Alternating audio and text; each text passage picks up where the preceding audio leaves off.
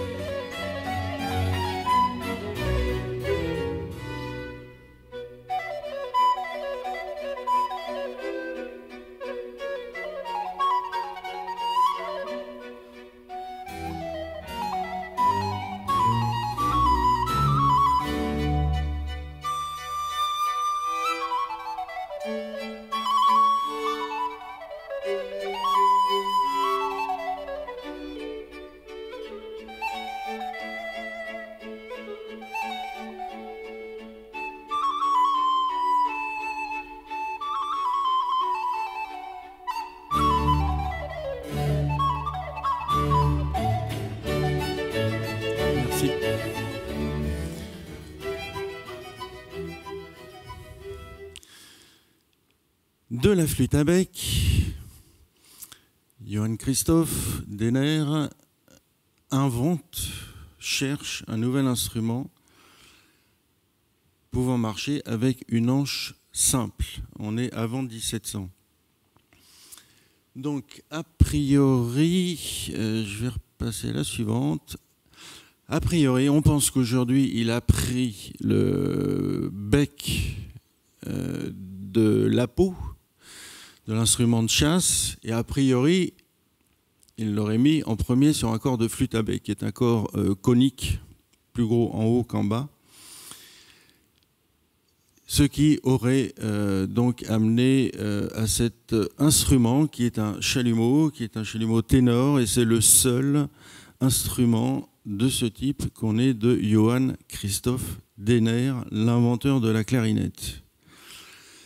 Alors, je reviens en arrière parce qu'on a un tout petit peu de son à 3 chalumeaux, donc un trio de Graupner, compositeur allemand, donc qui a écrit de suite à 3 chalumeaux, alto, ténor et basse. Les chalumeaux étant construits comme les flûtes à bec, en plusieurs tailles, soprano, alto, ténor, basse et grande basse ou basson de chalumeau. Donc un petit peu de son.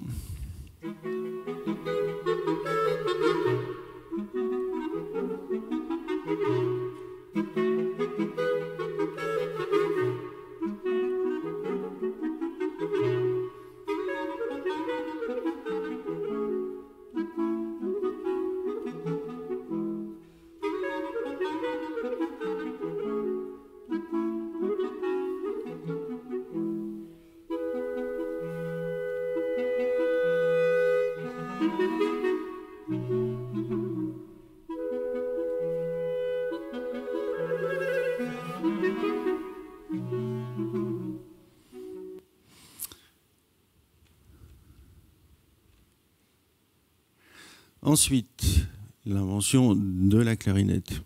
Tout ça pour arriver au corps de basset, on y arrive. Je ne vais pas m'éterniser. Le chalumeau joue do, ré, mi, fa, sol, la, si, do. On n'a pas les notes aiguës, on va dire. Le bec sur la première clarinette de Jacob Denner, qui est le fils de Johann Christoph. On n'a pas de clarinette de l'inventeur Johann Christoph Denner. Il y en aurait une à Berkeley, mais la marque est quasiment entièrement effacée et ça crée encore des doutes aujourd'hui. Donc restons simples, un chalumeau du père, Johann Christoph Denner, la clarinette du fils, le bec est différent, les trous sont plus gros, il y a un pavillon. Je pense qu'à la place du pied de flûte à bec, Denner a mis un pavillon de hautbois, par exemple, parce que ça change énormément le son sur toute la tessiture. Et l'invention de la clarinette, c'est pas difficile. Les deux clés sur le chalumeau sont l'une en face de l'autre. Il y a deux clés, deux trous quasiment parallèles. Sur la clarinette, on a la clé du haut qui sert à faire une note. On va l'appeler clé de la. L'invention de la clarinette se passe derrière l'instrument, où la clé est placée beaucoup plus haut et à l'intérieur, on a un petit tube en métal qui permet de jouer toutes les notes aiguës du tube. Do, ré, mi, fa, sol, la, si, do, on rebouche tout, on appuie, on ouvre le petit tube derrière l'instrument et on récupère tout le registre aigu. À savoir que dans cette clarinette, nous avons quasiment 4 tailles de chalumeau. Et Denner, quand il vendait ses clarinettes, il affichait le prix, c'était 2 fois plus cher qu'un hautbois, alors qu'il n'y avait pas de répertoire pour la clarinette. La seule raison, c'est que voilà, un instrument remplaçait 4 instruments un petit peu plus anciens. Nous avons un instrument là en ut qui a intéressé tout de suite quelques compositeurs. L'invention est donnée pour 1701, 1690 pour les autres, enfin bref, vers 1700. On a un instrument extrêmement sonore, d'une très grande amplitude, très grande, comment on dit, étendue, voilà, sonore. Avec des couleurs très particulières, des pianissimos très très doux et des fortés assez violents qui peuvent couvrir quasiment tout l'orchestre. Donc j'ai eu la chance de fabriquer 2 clarinettes comme ceci pour des concertos de Vivaldi, parce que Vivaldi était un des premiers à écrire pour cet instrument à 2 clés. Et donc on va écouter un petit peu de Vivaldi, allez.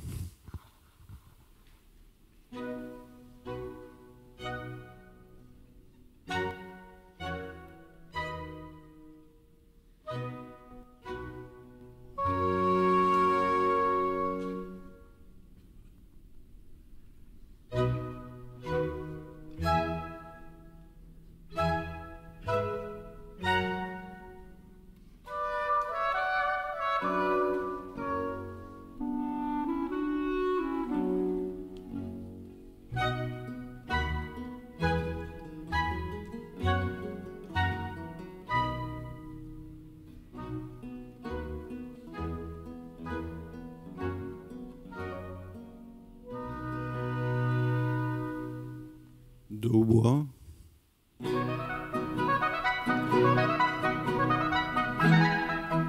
Et de clarinette.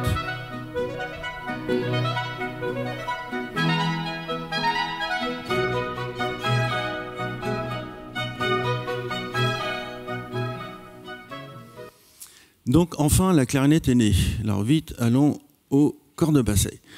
À la naissance de Mozart en 1756, la clarinette a évolué. On a un instrument, comment dire, qui est moins décoré, qui a des clés en plus, qui est affiné. Les trous sont plus petits, enfin les trous pour les doigts sont plus petits. On a un son qui commence à être bien homogène sur toute l'étendue.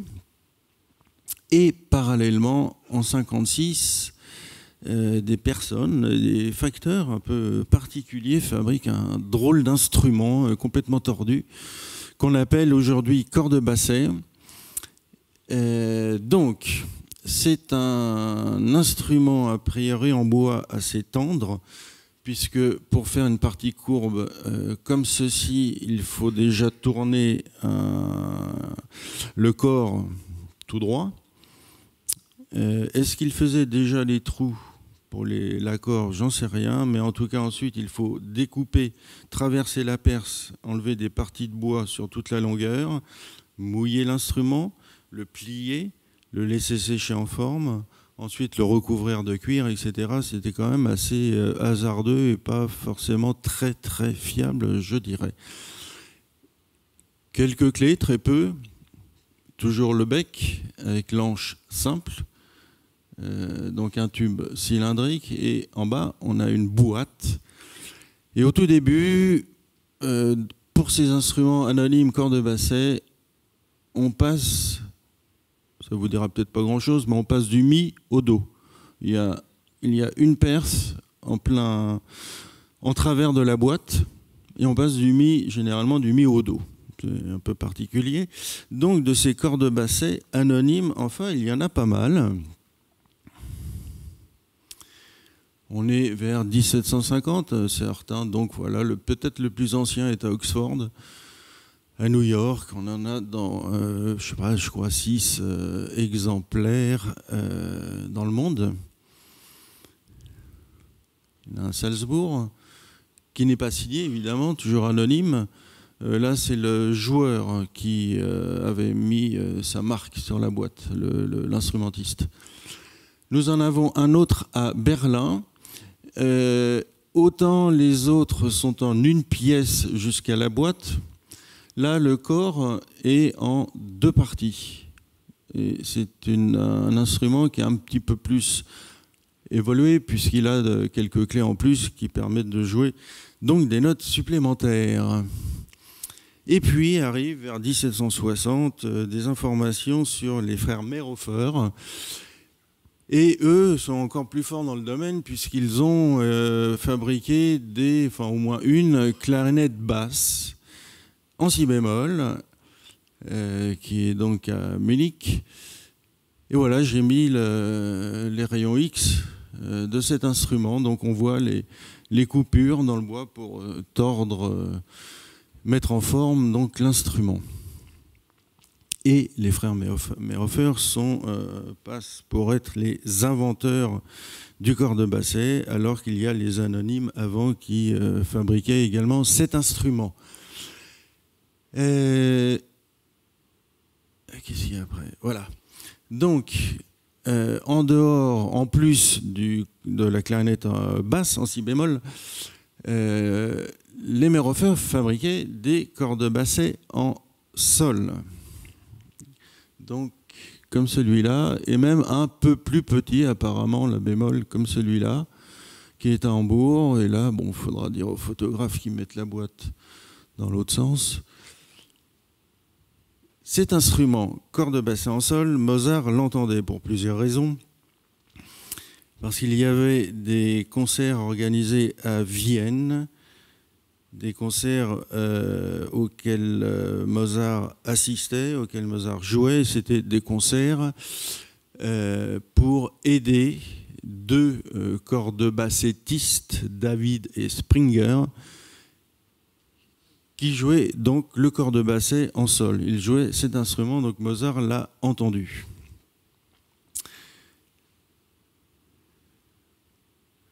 Et donc j'en arrive à ce manuscrit de Mozart qui m'a, on va dire, fait travailler il y a quelques années. Donc c'est une esquisse qui date de 1787. Ce manuscrit est à Winterthur en Suisse.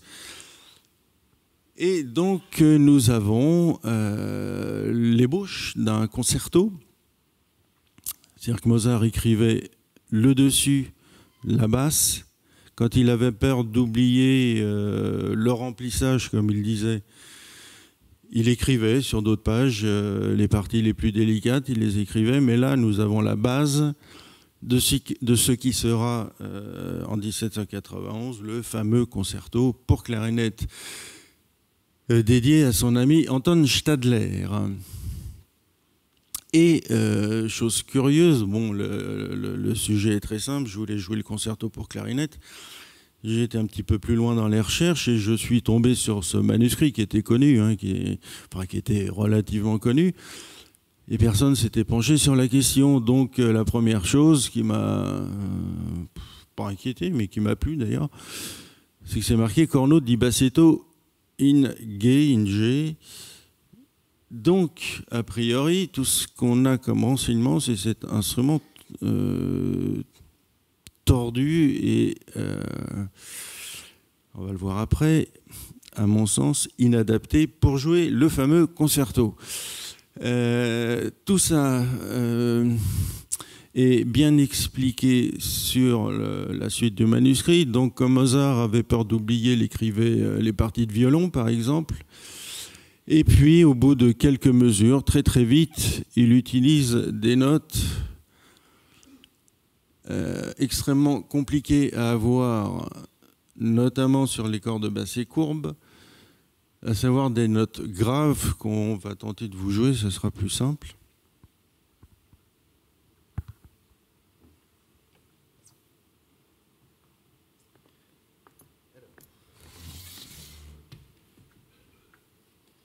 Les clarinettes s'arrêtent.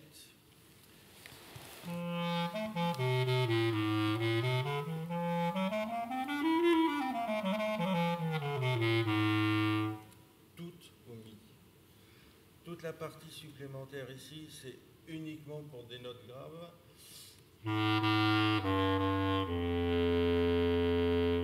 Donc mi, ré, do. Voilà, toute la technique, c'est pour uniquement de notes, mais c'est comme on joue souvent en ut, je ne vais pas rentrer dans les détails, on a au moins la fondamentale.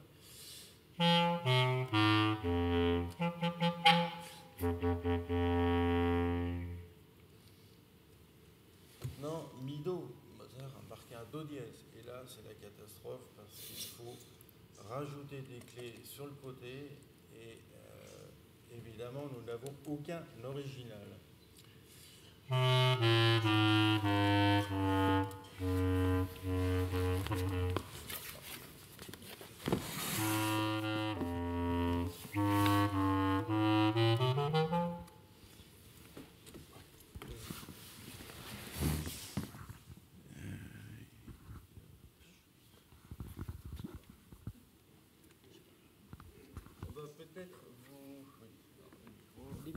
Nous allons vous...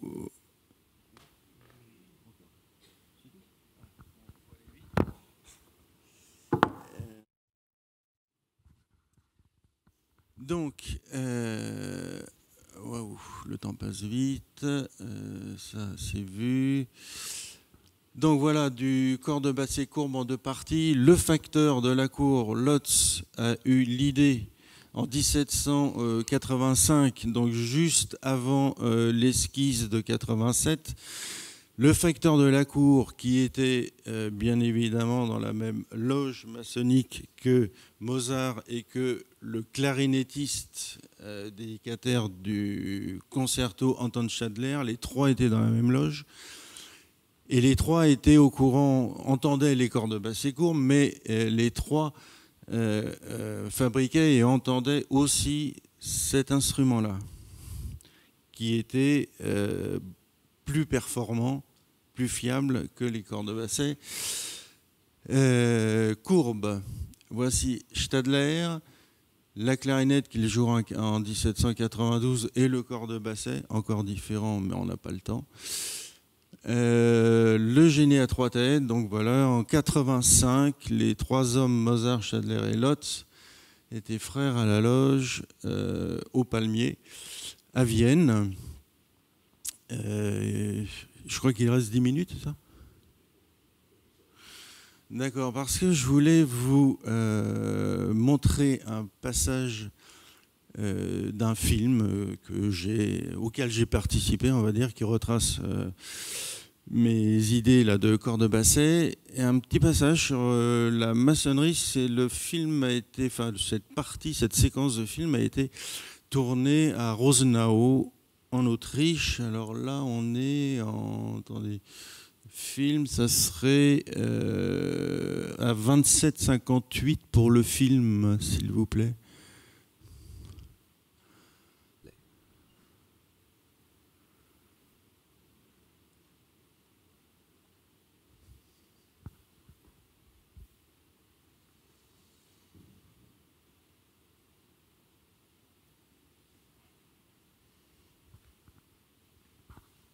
L'air jouait indifféremment de la clarinette et du corps de basset.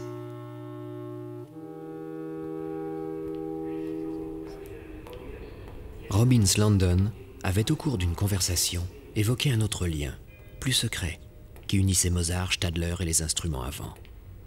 C'était à Vienne une fois de plus qu'il me fallait chercher.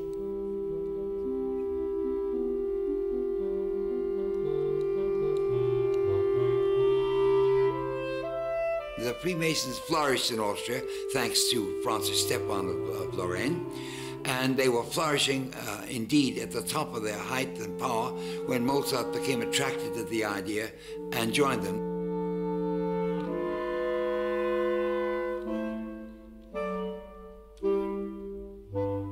Now, why did he become attracted? I think it's obvious. There is something about the Masons that is very touching. Everybody was equal in the Freemasons. Mozart had never found such a thing. There was no such thing as equality in Austrian society.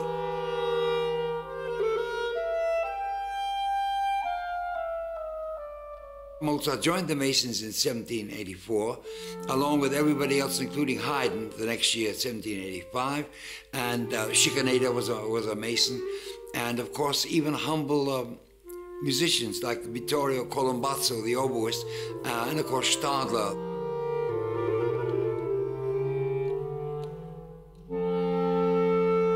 Considering that they were members of an organization striving for greater things in life, what better way for them to operate than to do what their craft suggested, which was to do music.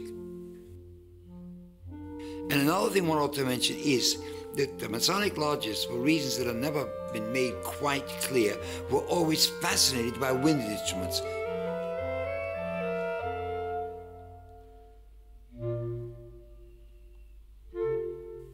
So there we have Mozart and the Masons, and writing a lot of music for the Masons.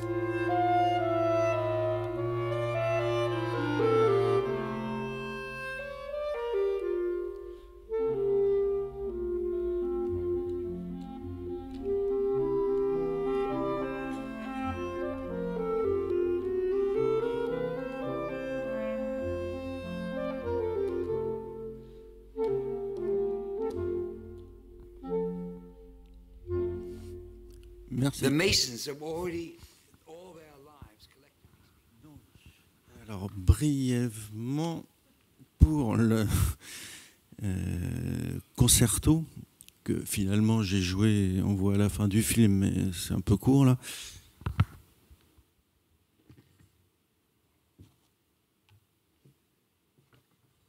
Je me suis simplement basé sur le corps de basset en fa existant.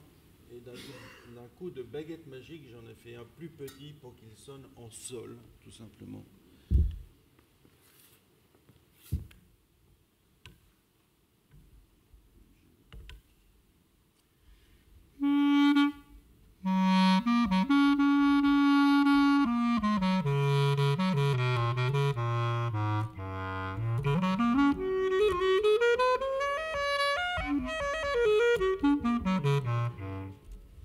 Voilà, avec le ravalement chromatique pour permettre de jouer le manuscrit.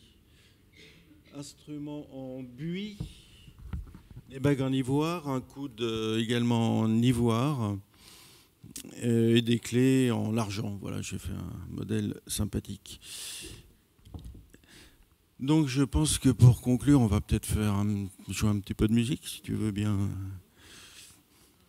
Mozart a écrit 12 duos pour 2 corps. En fait, je ne sais pas s'il a précisé quoi que ce soit sur le manuscrit. Ces duos sont joués au corps de basset ou au corps naturel à l'époque, corps de chasse.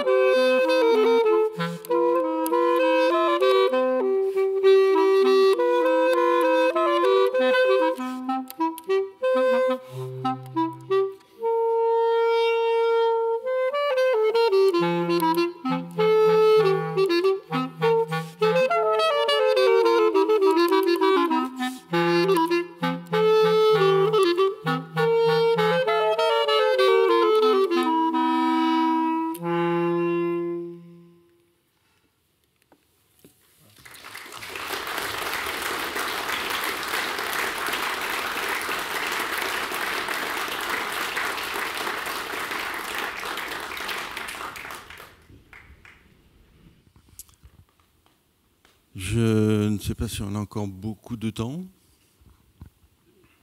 2 minutes. Alors si vous avez des questions, s'il vous plaît, plutôt en français ou alors en espagnol, ma foi.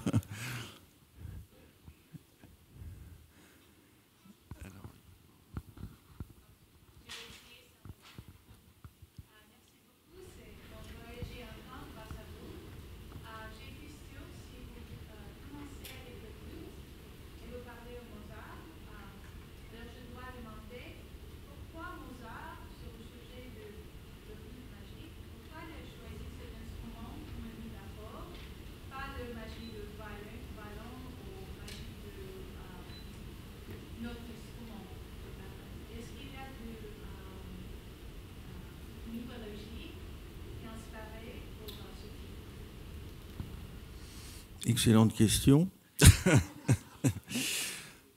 Là, effectivement, c'était tout à fait théorique et concernant uniquement la technique, la facture instrumentale. J'ai effectivement parlé de la flûte à bec parce que c'était un instrument très, très, très courant et la flûte traversière n'existait pas. C'est d'autant une bonne question que Mozart n'appréciait pas forcément la flûte traversière. Bon, il a composé de très belles choses pour cet instrument, bien entendu, mais ce n'était pas son instrument de prédilection. Alors après, je pense qu'il faudrait peut-être demander à Pierre Mollier de répondre sur pourquoi la flûte enchantée et non pas le corps de bassin enchanté. Sincèrement, là, tout de suite, j'en sais rien. Tu sais peut-être?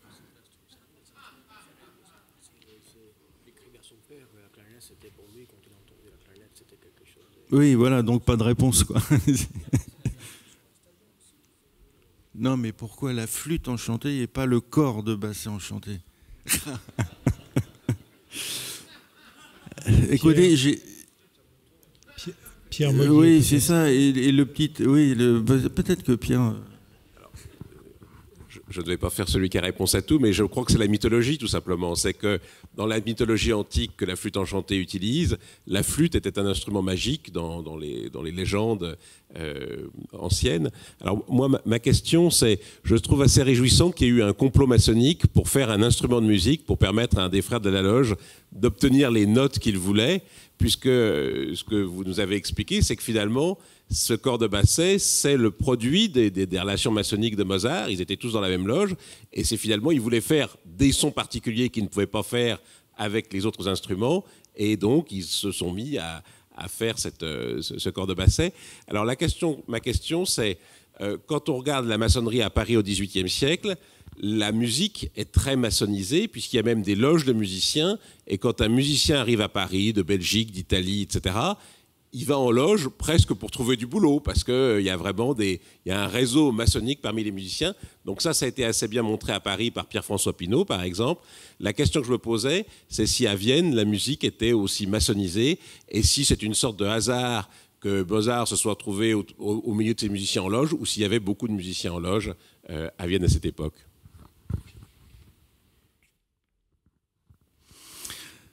À mon sens, et d'après ce que j'ai pu lire, c'est qu'il y avait effectivement, comme Robin Slundon le dit dans le film, dans les loges, les musiciens se rencontraient, les musiciens étaient nombreux.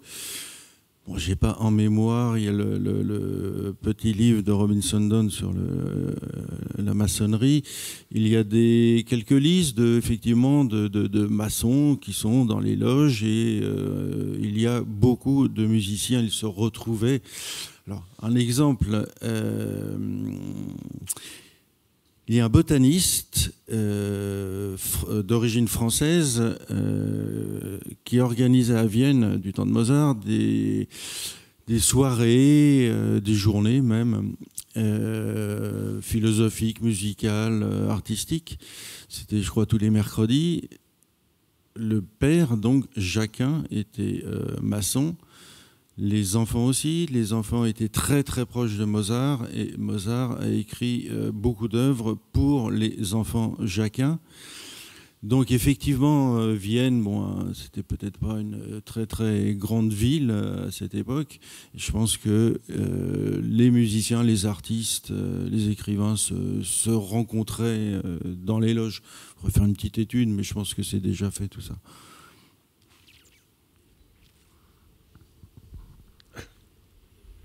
Bien. Je crois qu'on va... Éventuellement, bon après, je sais pas trop, j'ai pas en mémoire le programme, mais vous pouvez, on est juste derrière, on peut se voir. Oui, vous pourrez prolonger la discussion pendant la pause, et peut-être même qu'on pourra avoir un peu de musique au milieu de la pause.